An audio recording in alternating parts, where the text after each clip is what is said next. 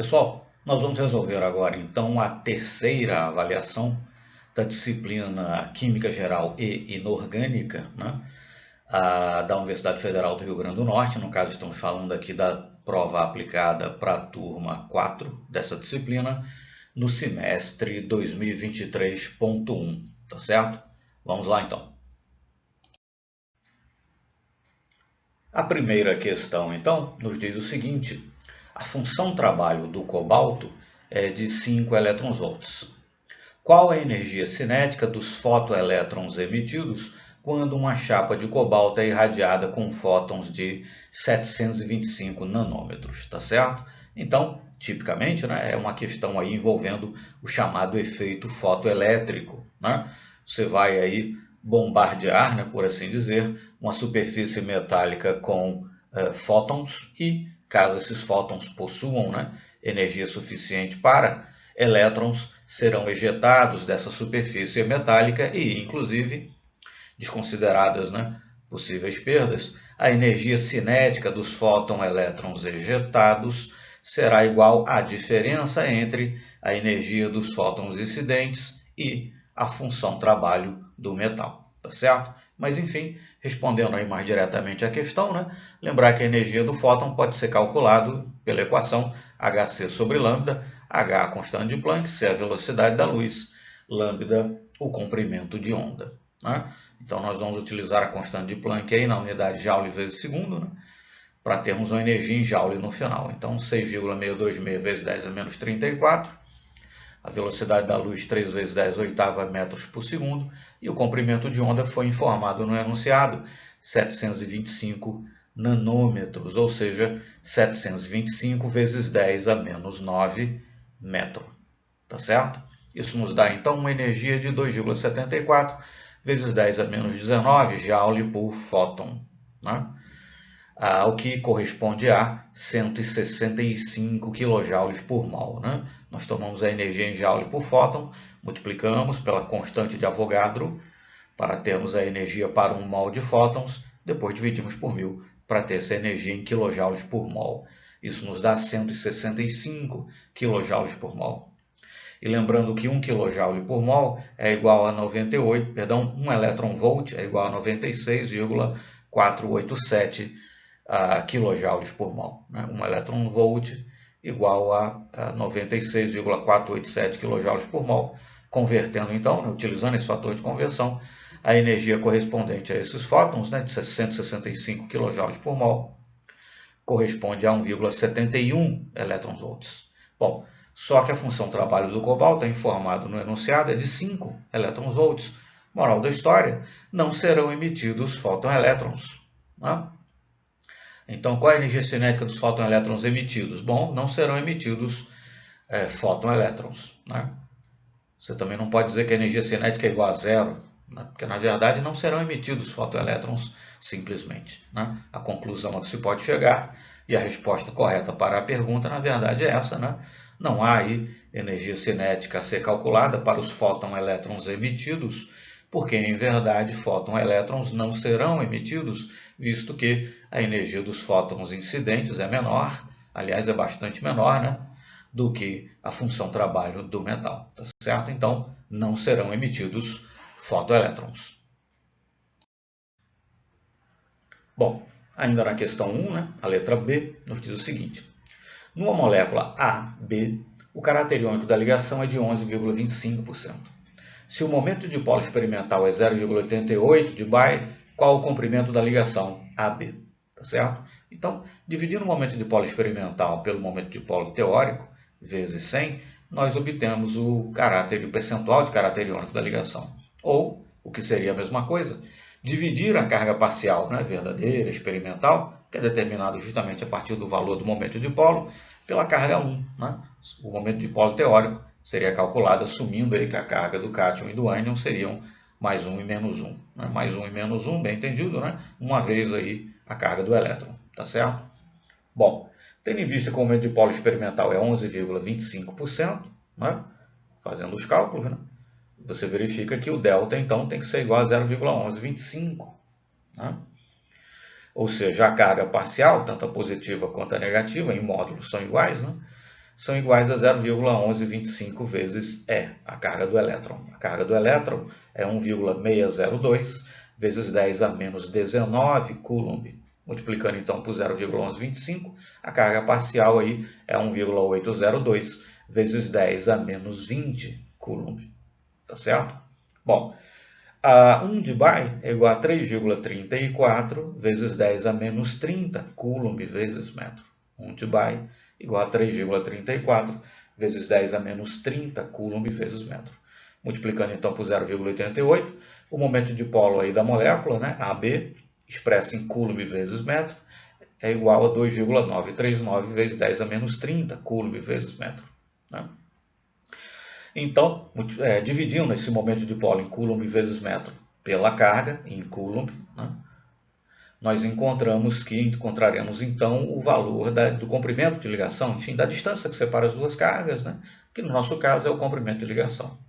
1,63 vezes 10 a menos 10 metros, ou seja, 1,63 angstrom. Esse é o comprimento de ligação da molécula AB, tá certo? Prossigamos então.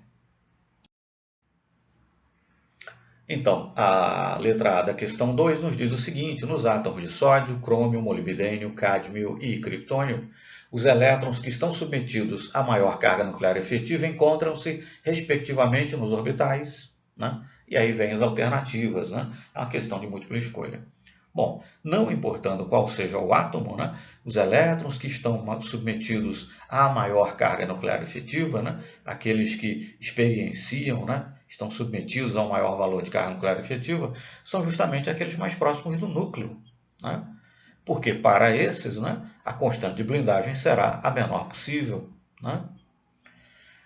Porque não existem, né, outros elétrons entre esses elétrons mais próximos do núcleo e o núcleo. Né? Então, não importando qual seja, né, o átomo, né? Bom, no caso do hidrogênio, é claro, não há que se falar em constante de blindagem, porque ele só tem um elétron, né? Mas, enfim, não importando qual seja o átomo, né, os elétrons, né, que vão experienciar a maior carga nuclear efetiva são aqueles que, né, apresentam aí um menor valor para a sua constante de blindagem, né? Que são justamente aqueles mais próximos do núcleo, né? E, inevitavelmente, no caso, é claro, são os elétrons 1s. Né? Então, para sódio, cromo, molibdênio, cádmio, criptônio, sei lá, para outros elementos, argônio, potássio, o que fosse, enfim, quais são os elétrons que experienciam ou estão submetidos, né, à maior carga nuclear efetiva? Aqueles para os quais a constante de blindagem é mínima, aqueles que estão mais próximos do núcleo, ou seja, os elétrons 1s, né? Não importando qual seja o átomo, serão os elétrons 1s sempre, tá certo? Essa é a resposta então, letra B, no caso aí da nossa questão. Bom, a letra B da questão 2 nos diz o seguinte: um certo hidrocarboneto apresenta a seguinte composição percentual em massa: 85,71% de carbono e 14,29% de hidrogênio. E além disso, ele tem uma massa molar de 56 gramas. Né? Bom, sua combustão completa fornece, né, forma como produtos, né, apenas CO2 e água. Com base nos dados da tabela a seguir, a tabela nós vamos mostrar, né, no próximo slide, calcule sua entalpia de combustão, considere todos os reagentes e produtos no estado gasoso, tá certo? Isso para a gente não ter que levar em conta aí, né?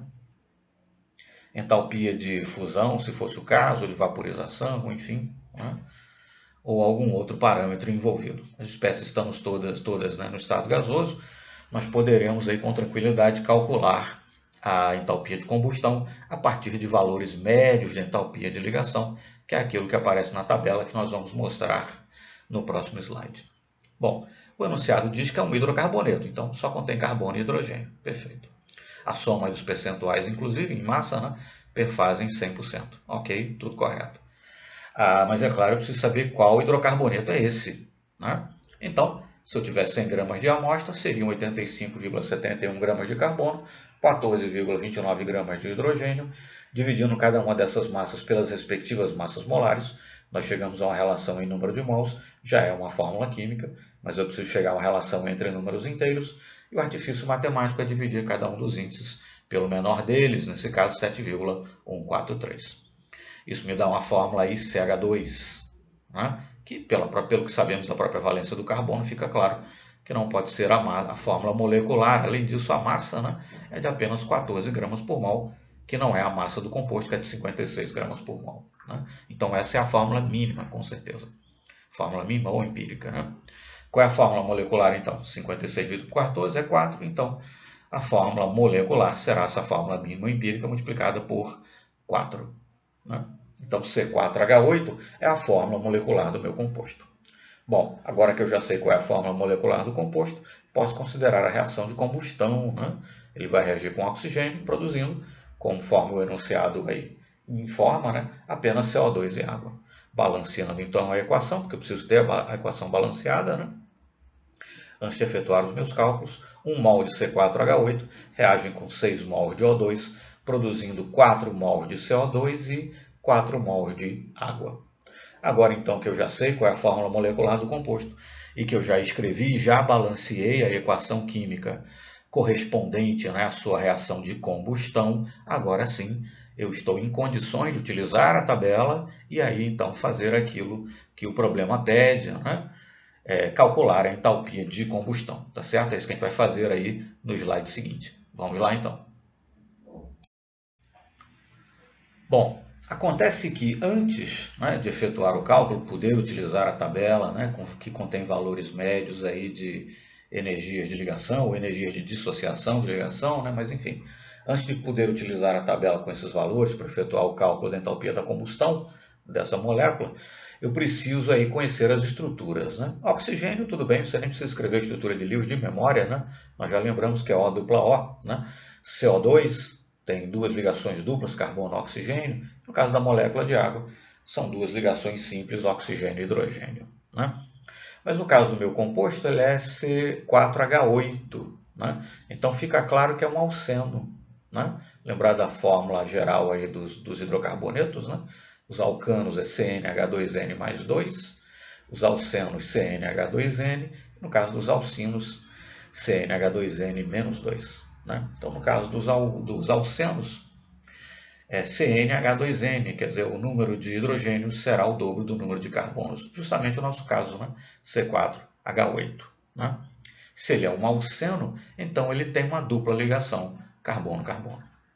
Tá certo? No caso aí, nós representamos uma dupla ligação no carbono 1. Né? Essa ligação no nome composto fica no carbono 2, no carbono 3, não importa. Né? Porque o que importa é que existe uma ligação dupla carbono-carbono e nós temos que levá-la em conta para calcular aí a energia para calcular a entalpia da ligação, né? A partir de valores médios aí de energia de ligação. Tá certo? Então o procedimento é o quê? Nós vamos considerar que estamos rompendo todas as ligações nos reagentes, ficaríamos então, né, no experimento imaginário, por assim dizer, com um conjunto de átomos que depois vão se combinar, formando os produtos. Né?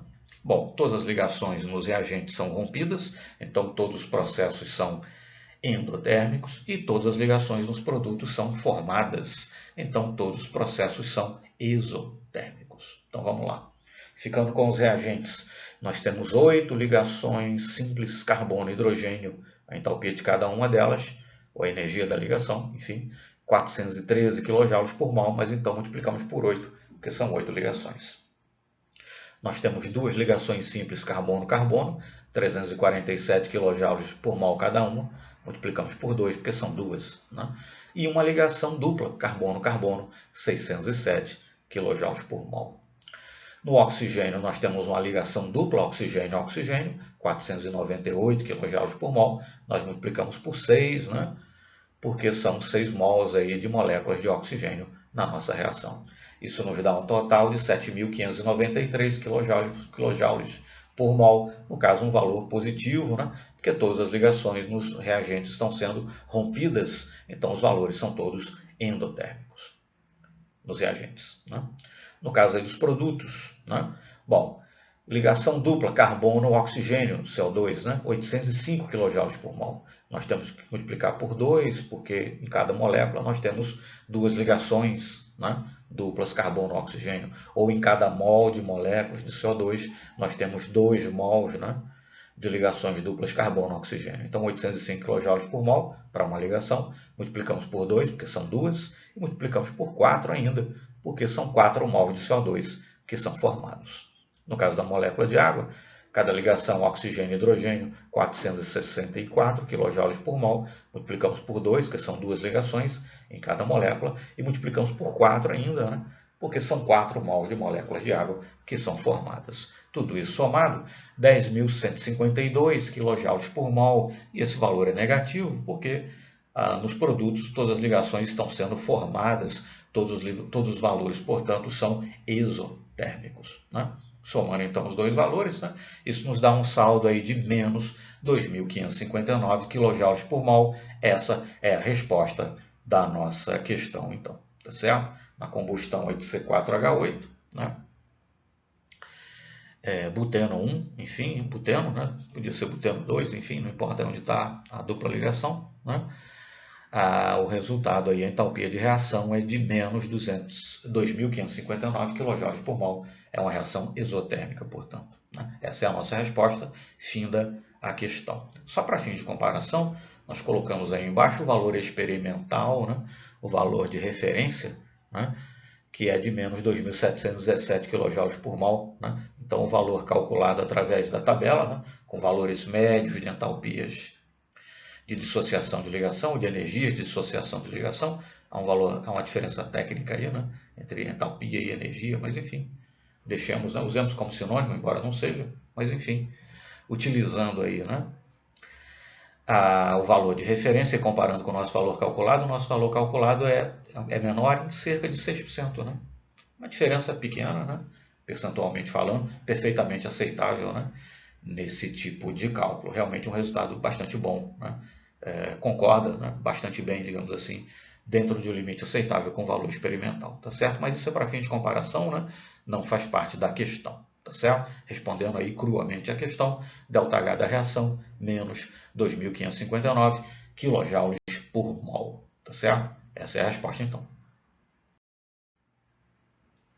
A questão número 3, então, nos diz o seguinte: no átomo de hidrogênio, no estado fundamental, então eu tenho um átomo de hidrogênio que está no seu estado fundamental, ou seja, o elétron está no nível de energia N igual a 1. Né? Bom, no átomo de hidrogênio no estado fundamental, uma dada transição eletrônica absorve. Né? Bom, se absorve fóton, é porque o elétron está transitando de um nível de energia mais baixo para um nível de energia mais alto. Né? E nesse caso não poderia mesmo ser diferente, né? Porque afinal o elétron já se encontra, né, no seu estado fundamental, tá certo? Mas enfim, uma dada transição eletrônica absorve fótons com comprimento de onda de 91,16 nanômetros.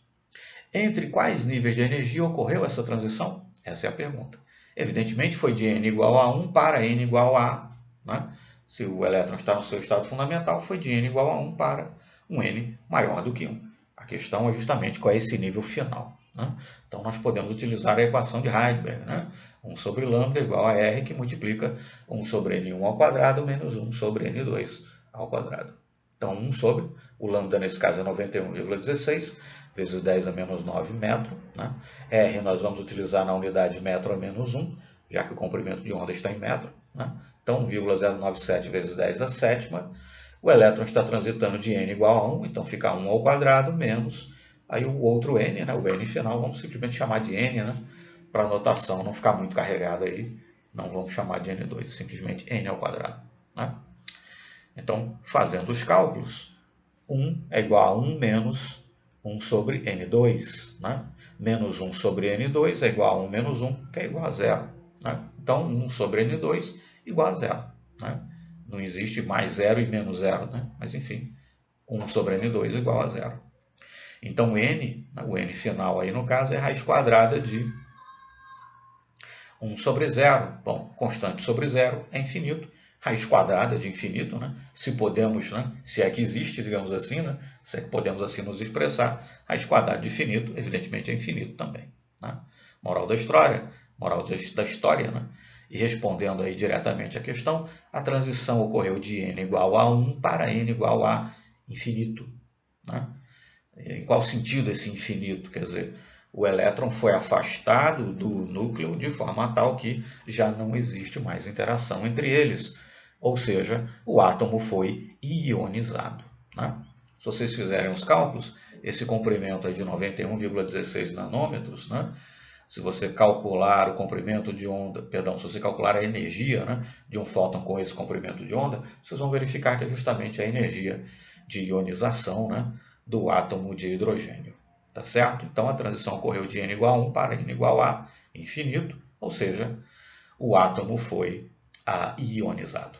Tá certo? Essa então é a nossa resposta. A questão número 4, então, nos diz o seguinte: um composto de cloro e flúor, que tem uma fórmula ClFx, né, reage a cerca de 75 graus Celsius com urânio para produzir hexafluoreto de urânio e fluoreto de cloro, ClF. Uma certa quantidade de urânio produziu 5,63 gramas de hexafluoreto de urânio e 0,048 mol de ClF. Qual o valor de X? E desconhecido X, você vai conhecer a fórmula do composto, é claro, né? E aí então pergunta-se, descreva a geometria, a polaridade e os ângulos de ligação do composto e a hibridização do cloro. Quantas ligações sigma e π existem, né, nesse composto, tá certo? Esse exercício, na verdade, é uma adaptação, né, do problema 78 do capítulo 7 do livro Química, né? Masterton e Hurley, os autores principais. O que nós temos aí na parte de cima do slide, da esquerda para a direita, são as capas aí da 7ª e da 8ª edições, né, da 7ª e 8ª edições do livro, tá certo? O problema aparece nessas duas edições com essa mesma numeração. Problema 78 do capítulo 7. Não verifiquei se aparece em edições anteriores, mas enfim.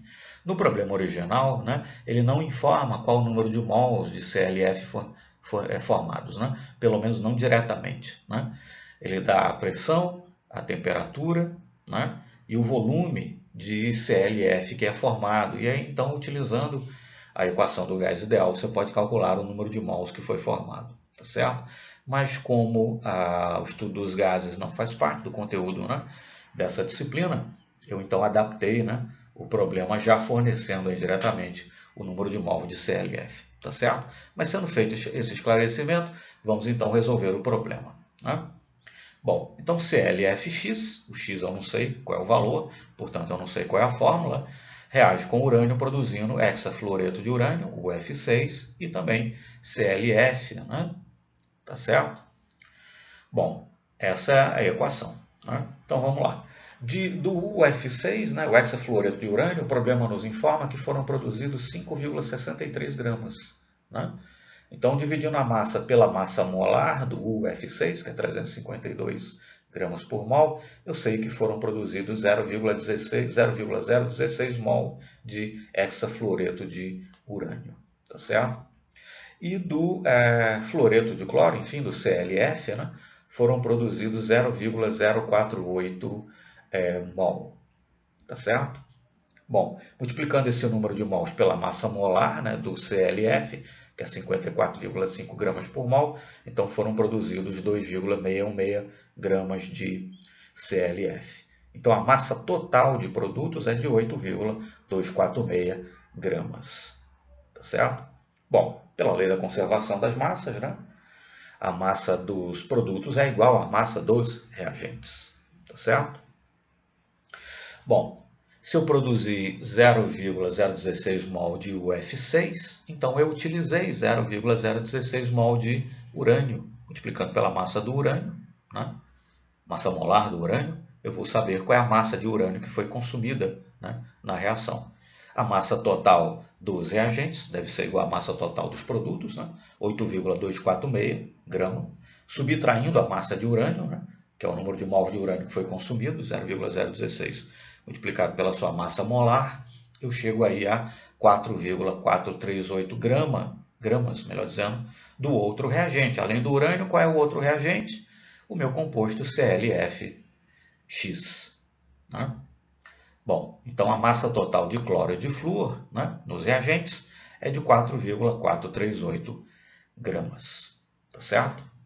Bom, eu sei que foram produzidos 0,048 mol de CLF, né? Mas de onde veio o cloro que está no CLF? Veio do CLFX, que estava nos reagentes, né? Então eu tinha nos reagentes 0,048 mol de cloro. Multiplicando pela sua massa molar, eu tinha então nos reagentes 1,704 grama de cloro, né? A massa de flúor, no caso, vai ser a massa dos reagentes, composto por cloro e flúor, né, bem entendido, 4,438, menos a massa de cloro, né? Isso me dá 2,734 grama de flúor. Dividido pela massa molar do flúor, que é 19 gramas por mol, eu tenho então nos reagentes 0,144 mol de flúor. Então, resumindo, nos reagentes eu tenho 0,048 mol de cloro e 0,144 mol de flúor, né? Bom, dividindo cada um desses números de mols pelo menor deles, que no caso é 0,048, eu chego a CF3. Então, a fórmula do meu composto com cloro e flúor, que está nos reagentes, né, que era um dos reagentes, é CF3. Respondendo então diretamente aí, perdão, ClF3, né? Respondendo então diretamente a questão, né? Qual é o valor de x? Né? X igual a 3. E a fórmula do composto, portanto, é ClF3. Ok? Vamos em frente então para responder as outras partes, né, da questão. Ok? Bom, agora que já conhecemos, né, a fórmula do composto, que é ClF3, nós estamos então em condições de responder as outras perguntas, né? Mas precisamos então escrever a estrutura de Lewis do composto, tá certo? Mas vamos lá. Tanto o cloro quanto o flúor são elementos do grupo 17 da tabela periódica, portanto possuem 7 elétrons, né, na camada de valência. São 3 átomos de flúor, 7 vezes 3, 21, com mais 7 elétrons de valência do átomo de cloro, 21 mais 7, 28 elétrons no total, que eu vou utilizar aí para escrever a minha estrutura de Lewis. Formam uma ligação entre o átomo central, que é o átomo de cloro, e cada um dos átomos de flúor, né? Então, são 3 ligações simples. Cada ligação é um par de elétrons. 3 ligações, portanto, são 6 elétrons. 28 menos 6, 22. Restam ainda 22 elétrons aí a posicionar, né? Uma vez que sobraram elétrons, eu vou começar completando os octetos dos átomos ligados ao átomo central. Cada átomo de flúor já tem 2 da ligação formada. Faltam ainda 6, então, para completar o octeto, né? São 3 átomos de flúor, 6 elétrons para cada um. 6 vezes 3, 18. Né? Daqueles 22, então, ainda ficam faltando 4 elétrons a serem, né, posicionados. Esses 4 elétrons que sobraram, esses 2 pares de elétrons, eu vou então posicionar em torno do átomo central, que no caso é o átomo de cloro, né? Então, considerada a geometria, né, da molécula, visivelmente é uma geometria em forma de T, né, em forma de T, tá certo? Como está melhor colocado aí, né, na estrutura de Lewis aí, escrito em azul, tá certo? Bom, a espécie com certeza é polar, né, porque eu poderia somar aí os vetores de momento de dipolo, cloro e flúor, né, 2 deles, tem uma resultante, mas essa resultante, né, não vai ter aí direção e sentido contrários da outra ligação cloro-flúor, enfim, não há como, né?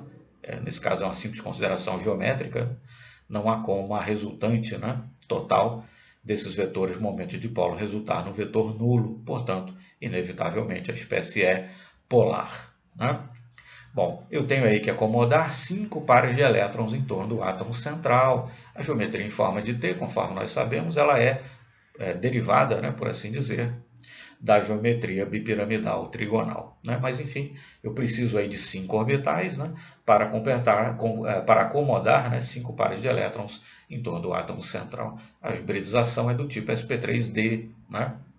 A geometria de domínio de elétrons, né, como alguns autores às vezes se referem, é bipiramidal trigonal. E a geometria da molécula é em forma de T, tá certo? Mas eu preciso, enfim, de 5 orbitais para acomodar esses 5 pares de elétrons em torno do átomo central.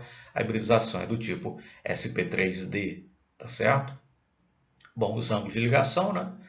Nessa geometria em forma de T, das ligações, enfim, você tem 2 ângulos de ligação aí, né? 90 graus e também de 180 graus, né, conforme ilustrado aí na nossa representação, tá certo? São 3 ligações sigmas, né? Aí, ligação π, não há nenhuma, tá certo? Não há nenhuma. Você vai até encontrar representações por aí, enfim, como você tem pares de elétrons não ligantes no flúor, né? Você pode encontrar algum tipo de representação em que uma ligação dupla, né, formada aí entre flúor e cloro, por exemplo, enfim, você tem par de elétrons não ligantes tanto no flúor quanto no cloro e tal, né? Você pode eventualmente encontrar por aí esse tipo de representação, alguém tentando, né, verificar se existem estruturas de ressonância ou coisa do tipo, mas enfim, o flúor já está com seu octeto completo, né? O cloro, na verdade, aí está superando, né, ou não está obedecendo a regra do octeto, tem 10 elétrons, né, em torno de si, tá certo? De forma tal que, em princípio, né, pelas regras, aí, por exemplo, as regras utilizadas para escrever a estrutura de Lewis, nós não temos a necessidade, né, de formar ligações múltiplas, né, para completar os octetos, né, enfim, de algum átomo aí eventualmente envolvido, tá certo? Então, 3 ligações sigma e nenhuma ligação π, essa é a resposta, ok? Bom, a letra B da mesma questão número 4, né? Nós fizemos ainda há pouco a letra A letra B, então, da mesma questão número 4, nos diz o seguinte: considerada a reação N2H4 mais H2O2, produzindo N2 mais H2O, quantas das afirmações a seguir são verdadeiras, né? Então, primeira afirmação, letra A aí, né? Considerados reagentes e produtos, a soma de todas as cargas formais é igual a 2. Bom, conforme nós sabemos, né, numa substância neutra, a soma de todas as cargas formais é igual a zero, tanto nos reagentes quanto nos produtos. O que nós temos são substâncias neutras, né? Enfim, nós não temos cátions nem ânions, né? Então, em cada uma dessas substâncias, N2H4, H2O2, N2 e H2O, a soma das cargas formais em cada uma delas é igual a zero, de forma tal que, considerados, né, na totalidade, reagentes e produtos, a soma das cargas formais também é igual a zero. Então, dizer que a soma das cargas formais é igual a 2 está incorreto. Letra B. Considerados reagentes e produtos, há apenas 2 substâncias polares. Não, não é verdade, né? Porque N2H4 é polar, H2O2 é polar e H2O é polar também. Então são 3, né? Então afirmar que há apenas 2 substâncias polares não é correto. Letra C. Considerados reagentes e produtos, há apenas 2 substâncias apolares ou não polares. Não é verdade, né? Considerados aí reagentes e produtos, apenas N2, né, é apolar. Então, há apenas uma substância apolar e não duas, né? E não apenas duas, mas enfim, há apenas uma, né? Não existem aí 2 substâncias apolares. Apenas N2 é apolar. Então, C também está incorreto. Letra D. Considerados reagentes e produtos, apenas uma das substâncias tem ligações polares, né? Não é verdade. Na molécula de água nós temos ligações polares, no peróxido de hidrogênio nós temos ligações polares e na molécula de N2H4 nós temos também ligações polares, né? Então não é verdade que apenas 2 substâncias têm ligações polares, na verdade são 3. Letra E. Considerados reagentes e produtos, apenas 2 substâncias têm estrutura, geometria, né, não linear, o que não é verdade, né? A única substância entre reagentes e produtos que tem geometria, né, linear, estrutura linear, é o N2, né? H2O, H2O2, peróxido de hidrogênio, né, e N2H4 tem uma estrutura, uma geometria não linear. Então são 3 substâncias, né, ou 3 moléculas aí com geometria não linear. Então dizer que apenas 2 não é correto, são 3. Né? E letra F. Considerados reagentes e produtos, apenas 2 substâncias têm estrutura, geometria, né, linear. Não é verdade, apenas N2 tem uma geometria linear, tá certo? Então dizer que apenas 2 têm estrutura linear, enfim, geometria linear, não é correto. Moral da história: dessas 6 afirmações, né, quantas são verdadeiras? 0, né? Nenhuma das afirmações é verdadeira, tá certo? E por fim, então, a questão número 5 nos diz o seguinte: considere as afirmações a seguir. Quantas estão corretas? Essa é a pergunta. Letra A. A teoria da ligação de valência e a teoria do orbital molecular podem ser descritas como duas visões diferentes da mesma coisa. Bom, essa mesma coisa aí, evidentemente, é a ligação química, né? Então, a TLV, teoria da ligação de valência e átomo, teoria do orbital molecular ou teoria dos orbitais moleculares, como seja, né, são realmente, né, duas visões diferentes, né, dois approaches diferentes, duas abordagens diferentes que focam sobre a mesma coisa, né? Explicar aí, afinal, como se formam, por que se formam, enfim, explicar a formação e a estabilidade das ligações químicas, né? São duas abordagens distintas que presentemente coexistem, né? A TLV surgiu historicamente primeiro do que a Atom, salvo engano, né? Mas enfim, fato é que nenhuma das duas abordagens conseguiu suplantar a outra, né? De forma tal que as duas coexistem, né? Presentemente aí, enfim, no mundo da pesquisa, nos livros didáticos também, etc. Né? Mas enfim, sim, TLV e Tom podem ser descritas como duas visões diferentes, duas abordagens diferentes, né? Duas aproximações diferentes da mesma coisa, que é justamente, né, a ligação química. O propósito das duas é explicar a formação e estabilidade da ligação química. E sim, então, a letra A está correta, a afirmação. Letra B. Quando se considera os orbitais moleculares resultantes da sobreposição de quaisquer dois orbitais atômicos específicos, os orbitais ligantes são sempre mais baixos em energia do que os orbitais antiligantes. Sim, é verdade, né? Na teoria dos orbitais moleculares, os orbitais ligantes têm energia mais baixa do que os orbitais antiligantes. Os ligantes são chamados de ligantes justamente porque os elétrons posicionados nesses orbitais estarão num nível de energia mais baixo do que se encontravam ou se encontrariam nos átomos isolados. Isso evidentemente favorece a formação e a estabilidade da ligação. Já os orbitais antiligantes, tendo energia mais alta, né, do que os orbitais antiligantes, né, os elétrons posicionados, eventualmente distribuídos nesses orbitais, estarão no nível de energia mais alto do que estariam nos átomos isolados. Isso evidentemente desfavorece a formação da ligação, né, desfavorece a estabilidade da molécula, ou enfim, da espécie formada. Mas sim, né, os orbitais moleculares ligantes, né, estão sempre mais baixos em energia do que os orbitais moleculares antiligantes, né? Perfeito, a afirmação da letra B está também correta, né? Bom, letra C.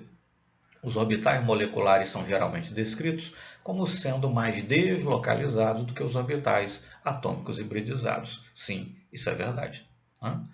Eu posso tomar orbitais atômicos puros, combiná-los e produzir orbitais atômicos híbridos, como fazemos, por exemplo, né, para explicar a formação das 4 ligações no átomo de carbono na molécula do metano, né?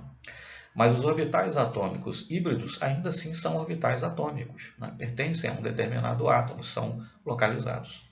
Já os orbitais moleculares, que também resultam da combinação de orbitais atômicos, mas como o próprio nome já diz, né, são orbitais moleculares, pertencem por definição, né, enfim, pertencem, né, como aí o pressuposto do próprio modelo, à molécula como um todo, né? Então, os elétrons posicionados nesses orbitais moleculares, quer ligantes, quer antiligantes, pertencem, né, grosso modo, enfim, é algo, né, que faz parte do próprio modelo, pertencem à molécula como um todo. Então, perceba-se que, no caso da Atom, da teoria dos orbitais moleculares, o sentido, a noção de deslocalização eletrônica, já dos elétrons de ligação, né, já é algo íncito ao próprio modelo, né? Então, sim, os orbitais moleculares são geralmente descritos como sendo mais deslocalizados do que os orbitais atômicos hibridizados, porque os orbitais atômicos hibridizados, né, ainda assim são orbitais atômicos, enquanto que os orbitais moleculares são orbitais que pertencem, né, à molécula como um todo, e o sentido, a noção de deslocalização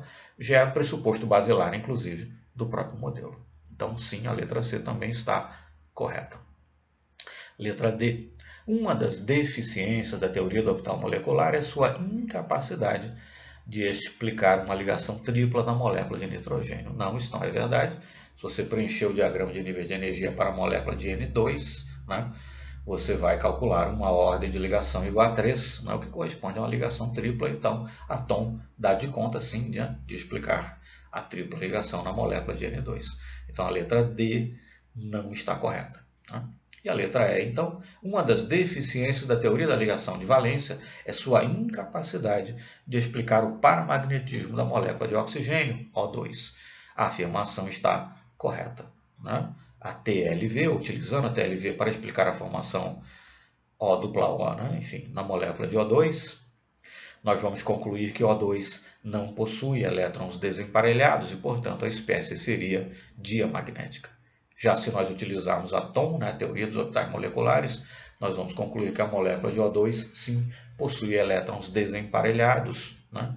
E, inclusive, são 2 elétrons desemparelhados. Ora, uma espécie que possui elétrons desemparelhados é dita paramagnética e a O2 realmente é uma espécie paramagnética, né? É atraída, né, por um campo magnético. Há experimentos, inclusive, né, enfim, demonstrações em que você faz passar um fluxo, né, de oxigênio líquido, né, através dos polos de um ímã, entre os polos de um ímã, melhor dizendo, e o oxigênio é atraído pelos polos do ímã, mostrando que a espécie é paramagnética, né? Enquanto que a TLV nos leva a concluir que O2 não possui elétrons desemparelhados, seria, portanto, uma espécie diamagnética e não seria atraída, né, pelos polos do ímã. Então, uma simples demonstração é suficiente para mostrar que O2 realmente é paramagnético, tal como prevê a TOM e tal como não prevê a TLV. Então, repetindo aí o enunciado, né, uma das deficiências da teoria da ligação de valência da TLV é sua incapacidade de explicar o paramagnetismo da molécula de oxigênio, O2. Sim, essa afirmação está correta, né? Então, das 5 afirmações, apenas a letra D de dado está incorreta. Mas a pergunta é quantas das afirmações estão corretas. Então, das 5 afirmações, 4 estão corretas. Essa, então, é a nossa resposta, tá bom? Muito obrigado, então, e até o nosso próximo exercício.